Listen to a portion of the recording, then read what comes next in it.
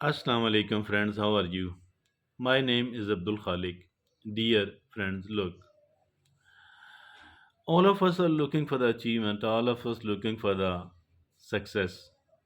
There isn't anyone else at all who is not willing to have it. There isn't anyone else at all. Now, some of the people, they are not just happy on their achievement, not just happy on their success. Rather, they want to have the high achievement. They want a bigger type of success. So today we are going to talk about something which should be called and which can be called a big success, high achiever. And we will speak on the subject in such a manner. 10 habits of the high achievers. 10 habits of the high achievers who never work hard. So, what are these 10 habits of the high achievers? Let's look upon all of these one by one. The first of all, it is they prioritize.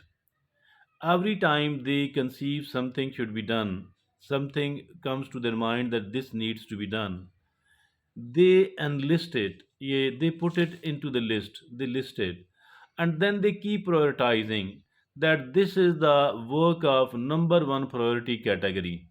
This work belong to the priority number one category, and this work belong to the priority number two category. This work belong to the priority category number three. So this way they keep prioritizing. What is meant by it? That they are much more interested in getting the things out of the first priority, out of the second priority, and instead of doing first the things which are of least importance, so they do the things which are of most importance first of all. So they prioritize. So everything else is not equal to equal in front of them in their mind according to them. So they are very sensitive about the priorities. So they do prioritize. Number 2, they delegate. Delegate or stagnate. If you are unable and unwilling to delegate, to empower the other people for the things which you need to do yourself, in that context, you are going to stagnate. You are going to stay stuck. You are not going to move forward at all. So they delegate. Delegate because delegate or stagnate. So everything else cannot be delegated. Some of the things are so important that you yourself have to do or you yourself have to supervise. So for that reason, they delegate. Number 3, they take breaks. Taking of the breaks, that is also very important. Don't be a workaholic at all. Mean you need to take we need to take break several times in a single day. And there is a very famous Pomodoro technique. Pomodoro says that work with the concentration and with the very good focus for 25 minutes, then take a break for 5 minutes. After that, again 25 minutes of work and 5 minutes of break. Do it for 3 times. While if you go for the fourth time, and again the 25 minutes of work period should be followed by 15 to 20 minutes of a break. So this way, that is the Pomodoro's technique. Now they take breaks, and one break is what we need to do it on a daily basis. Another type of the break which we need to do on the weekly basis, then of course on the monthly basis and quarterly basis, etc.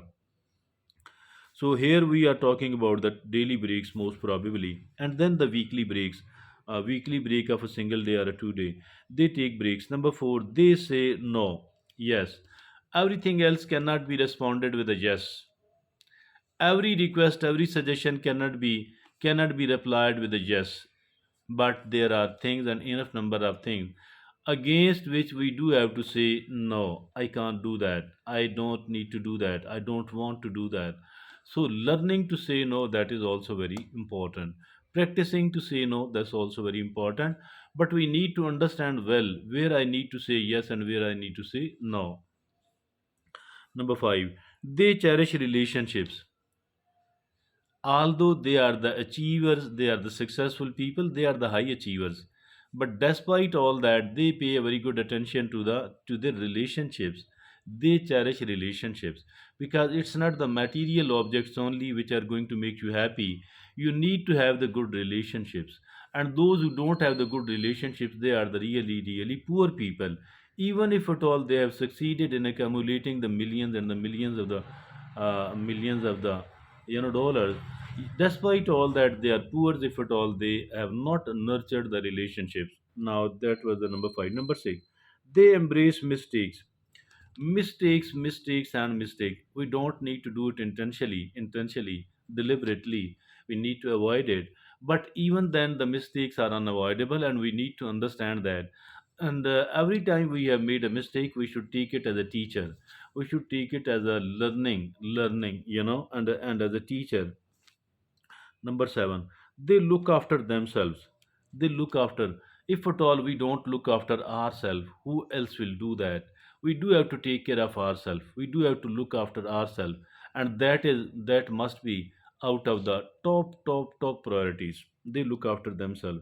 Now the number eight is they are lifelong learners.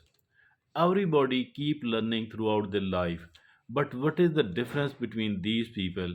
They have consciously made a decision that they will keep learning throughout their life, that they will never stop learning at any age, at any age limit. Rather, they will keep learning, because learning and improving, that is inseparable. And an improvement is not possible without learning. So learning is automatically resulted in the improvement. So they people are the lifelong learners. Now the ninth is they practice gratitude. Practicing gratitude, very important. And there are options like we can criticize, we can complain, but at the same time, that is the number one. The number one toxic thing is criticism. Number two, it is complaining. Number three, it is not doing anything. But the best of all is being grateful, and criticize as little as it is possible. Minimize the criticism, you people. I'm doing. Minimize the complaining, but we need to maximize the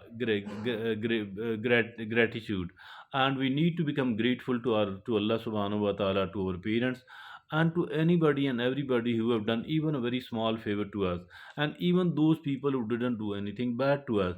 We need to be grateful to our country, to our society, and to the humanity at large. So I think that being grateful, that is extremely important. And because we cannot be a happy and a satisfied person unless and until we are practicing gratitude. Practicing gratitude, that is actually the positive thinking. And who else can become a happy and a successful person without being a positive thinker? Now, the tenth is they are not afraid to ask for help. Yes, indeed. Everything else cannot be done by we ourselves. We are seen in need either paid help or unpaid help. But the help is necessary. Seeking of the help is necessary, and we cannot do away without the help. I think that we must be asking for the help.